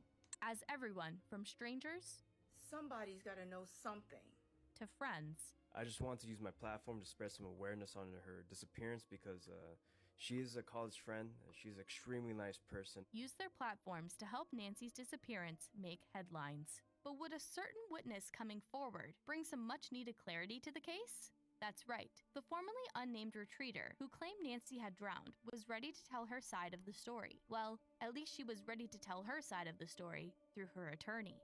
representing Retreat member and San Bernardino County Public Defender Christina Blazek in an interview with ABC News. Attorney Christopher Gardner vouched for his client's innocence. To say that my client hasn't done all she can is just not true. According to what Christina told her attorney, on October 19th, she had kayaked to So the why middle do you of need Lake an Etulan attorney? to see where the water changed color due to the lake's depth. It's when she was turning back that she claimed she saw Nancy. The two started chatting, which was when Nancy allegedly told Christina her plan. She wanted to go for a swim. Christina claimed she advised against this, seeing that the waters of the lake had become rough and the current was strong. Despite Christina's warning, Nancy allegedly jumped in, pushing her kayak back in the process. According to Christina's attorney, she put one of her legs onto Nancy's kayak to stop it from floating away and pushed it back to Nancy. She then lost the kayak again, leading Christina to turn around to get the vessel. And when she turned back around, Missing was gone. Christina then allegedly let go of the kayak and began shouting for Nancy, but the water was black, and Nancy, she was nowhere in sight. As for the rumor that the group fled the country, Christina's attorney claimed this was false and that she went to speak to Guatemalan authorities after the incident and has cooperated with the FBI since they became involved in the investigation. However, being a tourist herself, she couldn't provide precise coordinates as to where she had last seen Nancy. Besides, according to Christina's story, there was little officers could do anyway, as they allegedly told her the lake was notorious for drownings. But if Nancy's passing was a freak accident, why hadn't Christina reached out to the Ng family? This was something Nancy's sister Nikki couldn't grasp. I don't understand how she could choose to leave my family in the dark for almost 4 weeks and not just say that from the start.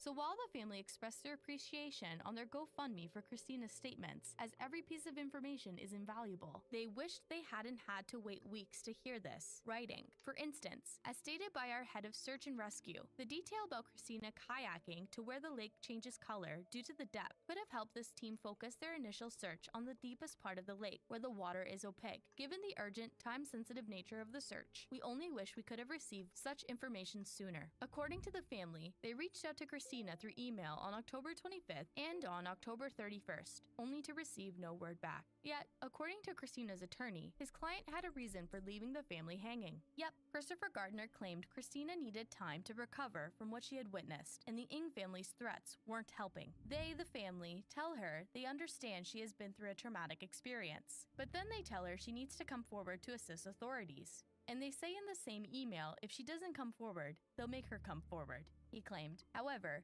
the Ng family denied their email was threatening and even shared the contents of the messages to their GoFundMe to prove this. On October 25th, they extended their sympathy for what Christina might have witnessed in the water and asked her to not hesitate to reach out as search efforts needed her help. On October 31st, they followed up, questioning why Christina was silent and writing that if she didn't cooperate, they'll pursue the matter, which from the Ng family's perspective was a far cry from a threat. They also pointed out that the 100-plus page report they received from the Guatemalan Public Prosecutor's Office hadn't contained her testimony, and as far as they knew, they still hadn't been able to secure it. And while they could understand a level of PTSD following the incident, they questioned why, after our numerous attempts to privately appeal to the goodness of her heart, she is only now stepping forward publicly through her attorney. I hope she could understand that we have no account of what happened, because she's the only person that saw what happened and it wasn't included in the report. But while the family refrained from assigning guilt, And we're not blaming anybody or accusing anybody of anything. All we want is we want answers and we want to bring Nancy home. The internet wasn't so diplomatic. TikToker Etch-a-Sketch had been following the Nancy Ng case since the beginning, and thanks to doing his own sleuthing, as well as being in contact with Nancy's family and the search and rescue team, he was privy to some information that was, well, of interest. For example, the TikToker had learned that Christina had allegedly worked for Harvey Weinstein's company when Harvey was arrested. On top of that, her now attorney had also been in hot water after she was sued by his subordinates for $3 million for SH. So from Etch-a-Sketch's perspective, well, you know what they say about the company you keep. Oh yeah, I'm sorry if I don't trust your accounts or trust you because of your actions of not being accountable and the people that you're associating yourself with. And then there was what allegedly occurred following the events of October 19th that to the TikToker didn't seem like the actions someone familiar with the law should take in an emergency. You woke up every I'm morning, looking Monday through for Friday, references put on a suit, on how went into a people courtroom, into make your separate office where you're layers for the defending people, eyes. talking I'm a to little judges, lost on that. interacting with the police officers, telling witnesses and your clients to tell the truth, knowing full well that you fled a country where a woman disappeared and you actively did nothing to help find her. As one Reddit user put it, this is very simple. Christina Blazik is an attorney. If her account were true, then as soon as she came back to shore, she would have done everything she could to help authorities locate the body. She would have been able to take them to the vicinity of where she says now all of this happened. Instead, she came to shore and ran back to the US ASAP and lawyered herself up. Then, her lawyer took a month to shape the narrative of his client's behalf. Blazik was afraid of being accused of something, and she ran away. But Christina wasn't the only person under trial by internet. Eddie Ramada has recently been named as Nancy's yoga instructor and retreat organizer in the press, although social media users had already tied him to the case days before this, as his social media clearly attached him to the retreat from stories. On the host's Insta, he pinned this story that was taken on October 15th, the first day of the retreat this year, which means that this is one of the last videos of Nancy that was taken before she disappeared. To eerie comments. He had said in an Instagram comment basically like, oh, I hope that her body is found.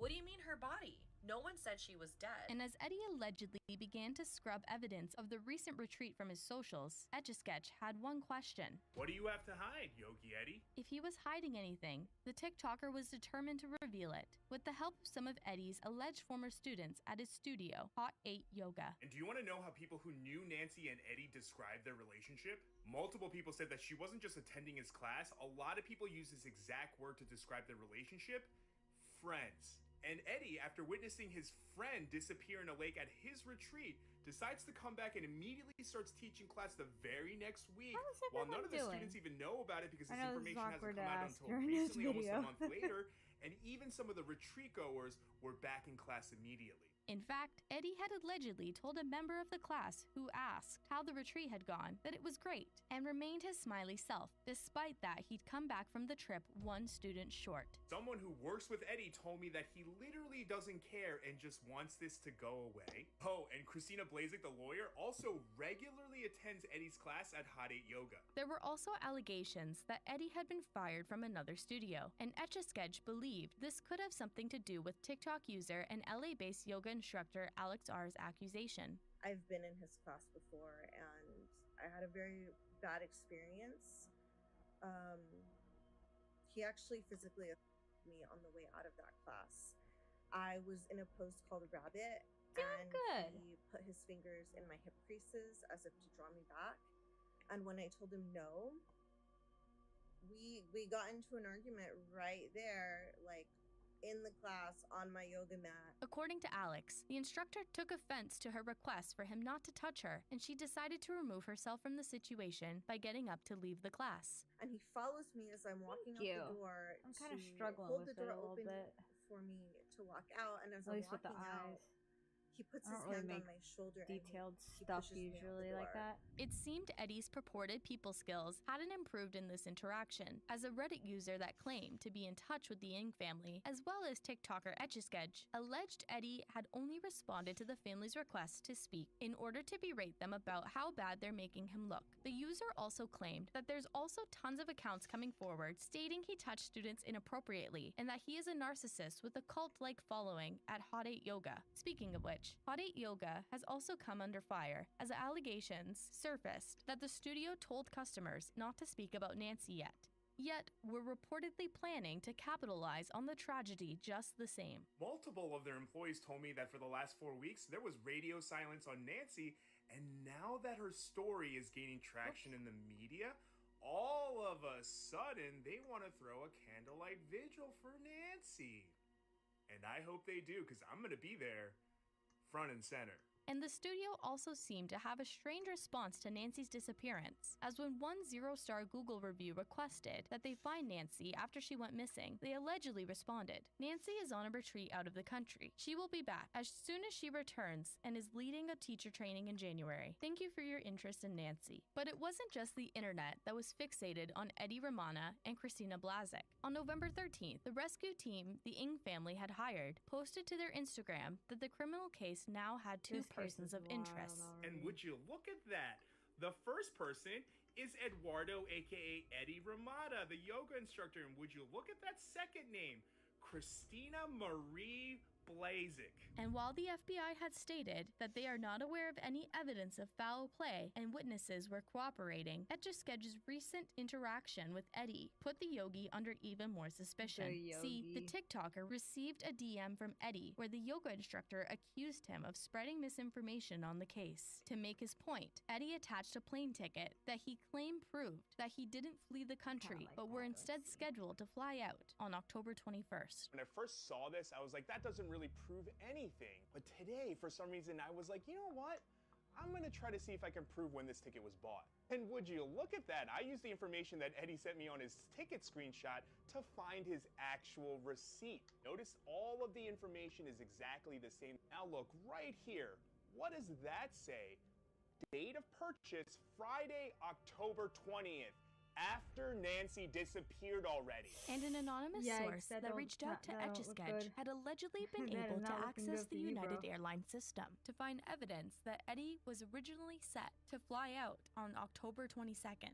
But would you look at that? On October 20th, hours after Nancy disappeared, he canceled that ticket and then continued to purchase this ticket on the 20th to fly out the next day on the 21st. Still, what conclusion was all this finger-pointing attempting to draw? Well, given the sparse and conflicting details of the case, along with first-hand accounts the internet had deemed unreliable, it's no surprise that some social media users found the case, as one Reddit user so eloquently put it, effing sketch. And this meant netizens were circling the disturbing verdict that Nancy hadn't drowned, at least not on her own.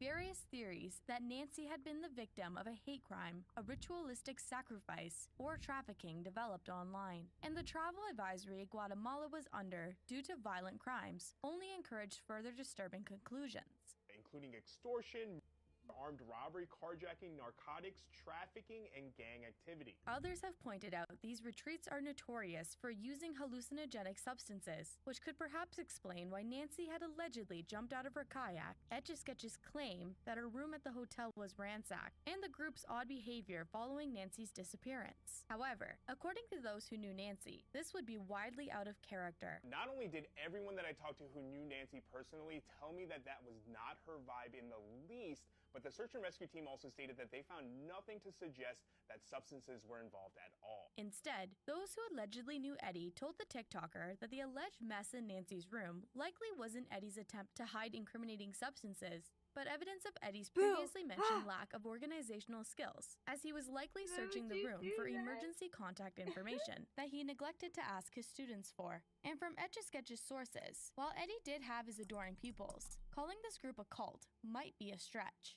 Again, doesn't mean it's not a possibility, but highly unlikely. As for the theory dominating comment sections that Nancy had been trafficked, according to the search and rescue team working on Nancy's case, that was not in the realm of possibilities. See, the search and rescue team is Black Wolf Helicopter Special Operations, Aviation, and Training, which is comprised of former UK and US Special Forces who specialize and currently work with these type of cases. And with their knowledge and expertise, they've been able to fully rule this out. But did that mean Christina's testimony was correct? Well, there's no doubt the waters in Lake Adelan can be treacherous, as various internet users who visited the location or similar bodies of water pointed out. Lakes, especially large lakes, can have strong undercurrents. People tend to only think of the ocean or rivers having them. Big misconception. In fact, TikToker Lydia's Travel Adventures had proof of just how dangerous Lake Adelan could get. Well, yeah, While the lakes were pretty calm in the morning, by the afternoon the currents could actually get quite rough. And here is a video I took of my mom the same Just day we were pretend that considering it's kayaking. adorable. And the apparent dangers of the lake have led to blame It's in the being bottom cast right in a different corner. direction. See, when Inside Edition reporter Lisa I mean, I guess you Guerrero can traveled see to it a little Guatemala bit, in but, search like, of answers. the little details are in the way.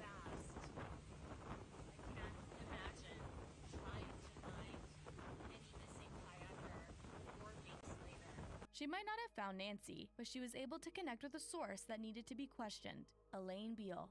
But what did the co-owner of Kayak Guatemala have to do with Nancy's disappearance? Well, it turned out Christina Blazik's attorney claimed the retreat goers weren't offered life jackets by the company, an allegation the owner denied to Lisa Guerrero. That's not true. We give people the opportunity to take a life jacket, and for this group, they all said no to taking life jackets. Yet, to Nikki Ng, turning down that offer didn't sound like her sister. We went kayaking in New York. We were offered life vests and we both wore them. So I know for a fact that if they had offered it, she would have taken it. And while some users theorized that Nancy could have refused to wear the protective garment due to peer pressure or simply going with the crowd, others pointed out that life jackets should be a non-negotiable. It's highly irresponsible of the kayak company owners to give them the choice to take a life jacket. It should be obligatory. Still, some have claimed that Nancy's remains would have been discovered by now if she was in the water. Things are not adding up, because if she had drowned, her body would have resurfaced. However, it seems that might not be the case when you consider Lake Atitlan's size. It's extremely likely you would never find a body of someone that drowned down there. And depth. And at that high of an altitude, the air is less dense, which means that you are less buoyant, which not only means that it's a little bit easier to drown, but it also means that your body will most likely sink to the bottom. And because divers can only dive to about 330 feet, which means that if Nancy drowned where it's about 1,000 feet deep, not only can the divers not go down that far to be able to search for her body, but there's only a handful of people in the world with the equipment and the expertise to be able to effectively use sonar to look for her body. Thankfully, according to a recent update from Etch-a-Sketch, the family is bringing in someone to do just that with a machine that can not only identify bodies with photos, but retrieve them from the lake's floor. Which means that if the team is able to locate and find Nancy's body, and if there was any foul play involved with any of the people that was involved in this trip, then we probably are going to find out. And while the search and rescue team, as well as the operator of the sonar equipment, have both allegedly reached out to Christina and her attorney to help narrow down their search, they didn't respond to either of them. The search effort has allegedly discovered some potentially incriminating evidence. See, when Nancy's kayak was found, it was missing the paddle, despite there being no reports from Christina that the kayak had flipped at any point, or Nancy's paddle had fallen out. So, the search and rescue team allegedly studied the movement of the water from the day Nancy disappeared. And what did they find? Nancy's paddle. Which means that Nancy's kayak didn't flip over somewhere along the lake somewhere else after it floated after she disappeared. It happened right when Nancy disappeared. Was it possible Nancy hadn't jumped out of her kayak, but was forced? This question and more may soon be answered as two of Nancy's siblings, Nikki and Jonathan, allegedly head down to Lake Atitlan for what could very well be the last days of the search for Nancy Ng, a conclusion that wouldn't have been possible without the internet users that rallied together to raise over $117,000 to help bring Nancy home. From the concerning silence of retreat goers, your first thought is it a potential drowning? But then the question comes, if it is a drowning and nothing nefarious was done, why aren't witnesses coming forward? To the bizarre behavior of the supposed suspects. What are you so scared of, Christina? What you got to hide? I get wanting an attorney when you speak to law enforcement, but if this is simply a missing person situation, I'm not sure why they would want to lawyer up that quickly. That guy gives me a really bad vibe. He gives me a really, really, really bad vibe. As the disappearance of Nancy Ng potentially heads towards its conclusion, the murky details of this case may finally be made clear. I literally have goosebumps right now because I went from thinking that we will never find out what happened to Nancy and that Nancy will never get justice to now being told that they have a machine that will definitely be able to retrieve the body. In the meantime, the Ng family works to find peace in the fact that Nancy lived her life to the fullest. Just looking through her photos from this trip, we can tell that she was really happy and really having a good time. And that brings me some comfort. And that the public won't let the case go cold. I need us all to care. The same way we cared about Gabby. This is the story of Nancy Ng, the woman who vanished in Guatemala without a trace.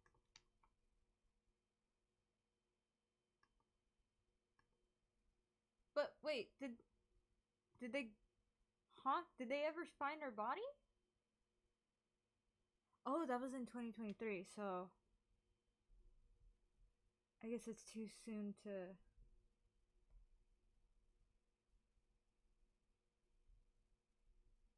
figure out. Yoinks.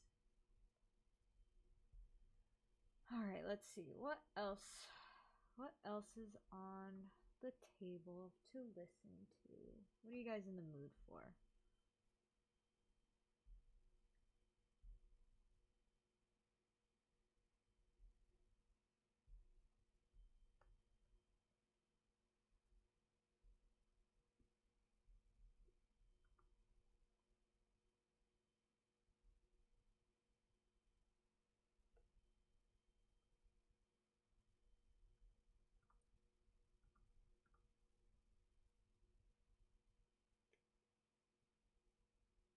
I'm probably going to be on for another half hour before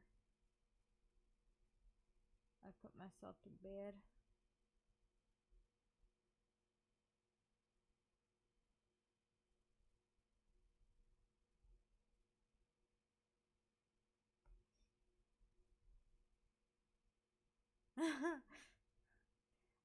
Okay, so we have Kenji plays. I'm not subscribed.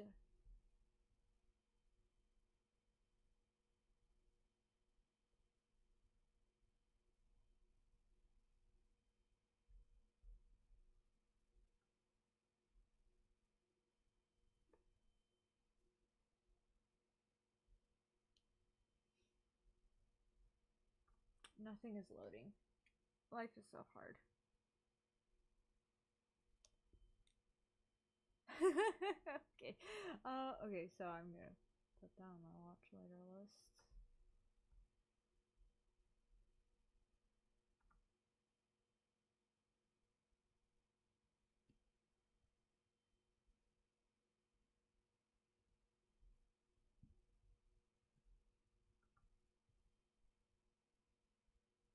I'm gonna look for like a half-hour video or something. Oops, excuse me.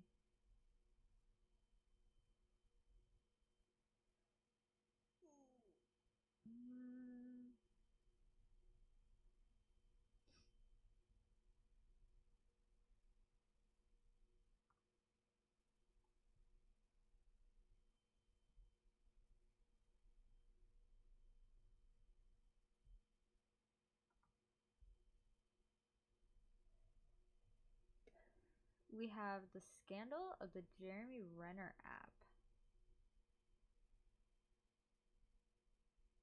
by Izzy's.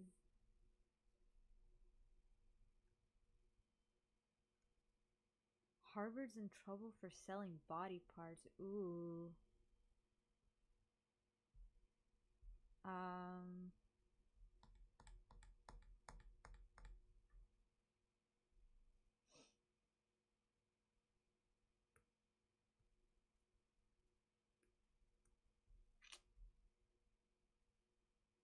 My dashboard is not popping right now.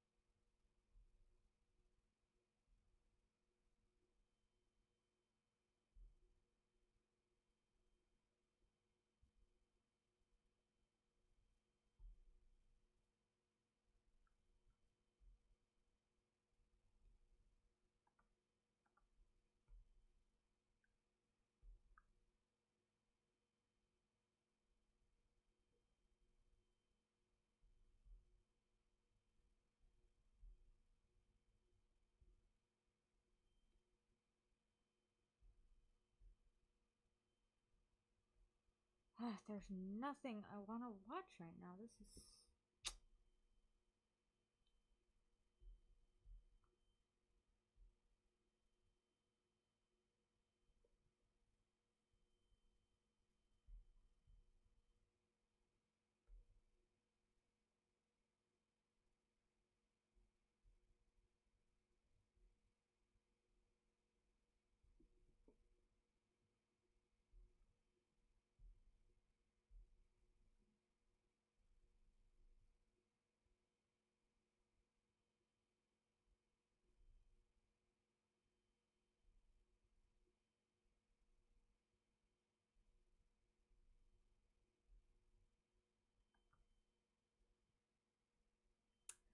When in doubt, Charlotte Dobry. Let's go. Charlotte Dobry.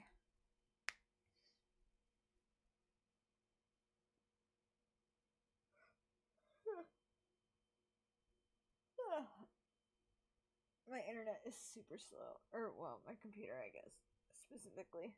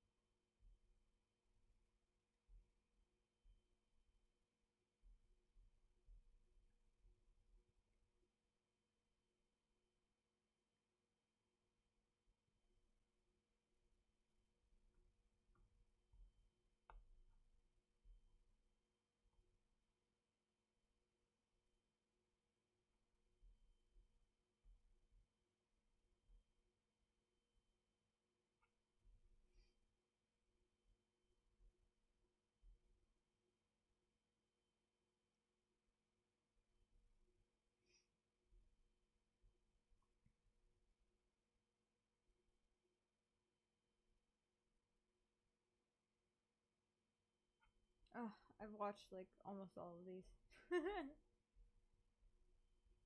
Alright, let's see. Man, just wait till I get this VTuber model up. Then it's over for everyone.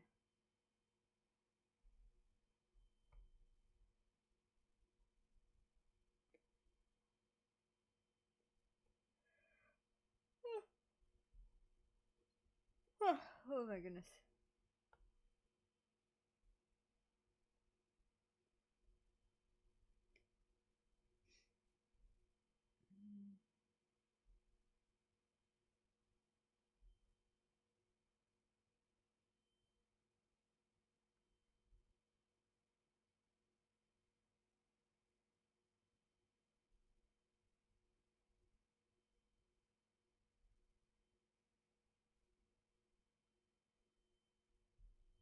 Alright, what?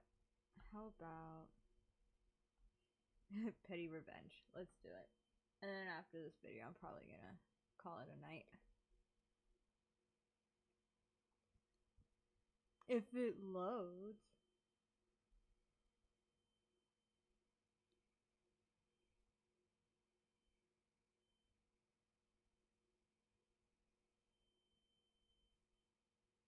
Hey everybody, welcome back. When they go low, we go lower. 1 second, my darling Charlotte Dobry.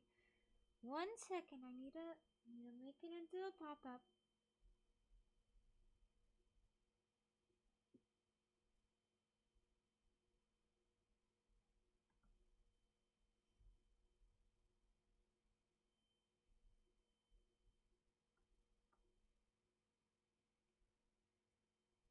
Alright.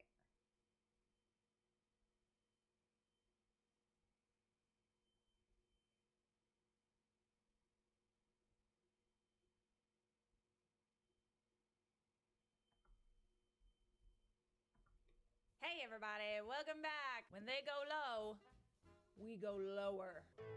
Hashtag petty.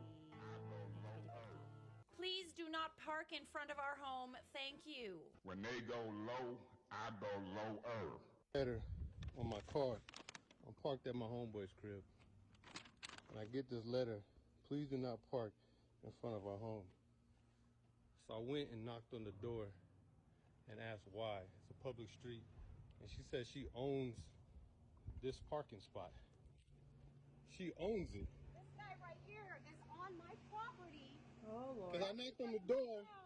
Coming and knocking on my door and causing us problems. I don't know who this guy is, but he needs to leave. And I asked, Can why you was leave she? my property? I'm not on your property. Leave my property. I'm not on your property. Sure, leave my